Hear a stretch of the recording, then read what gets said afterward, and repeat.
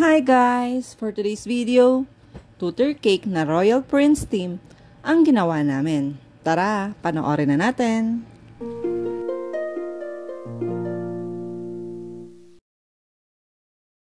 Moist chocolate flavor nga pala itong tutor cake na ginawa namin.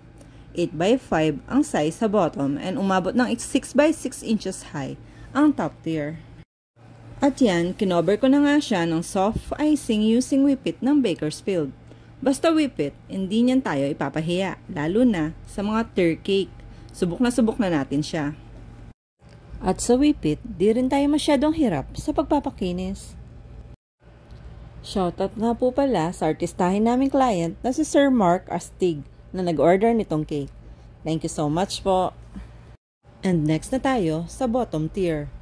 Iko-cover ko muna siya ng white soft icing bago ko nilagyan ng royal blue icing using Petraco food color gel. Sa ganitong method ng pagpapakinis ng turkey, na ako nasanay. Pero sa totoo lang, mahirap i-perfect ang edge.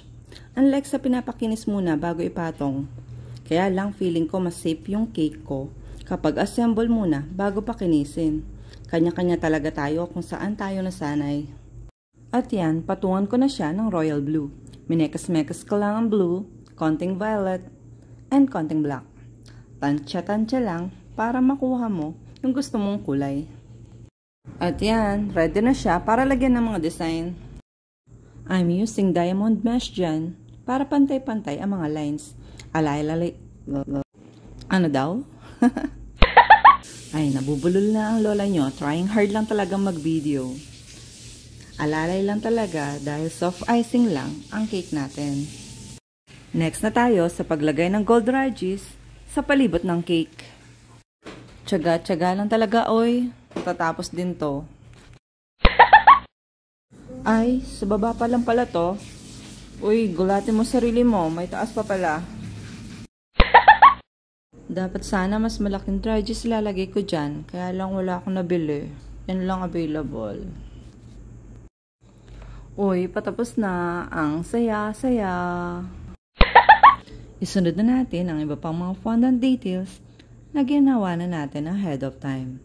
Dapat di sila masyado matigas. Yung sumusunod pa rin sila para lapat na lapat. Dapat lang talaga ay tripling ingat sa pagdidikit ng mga design.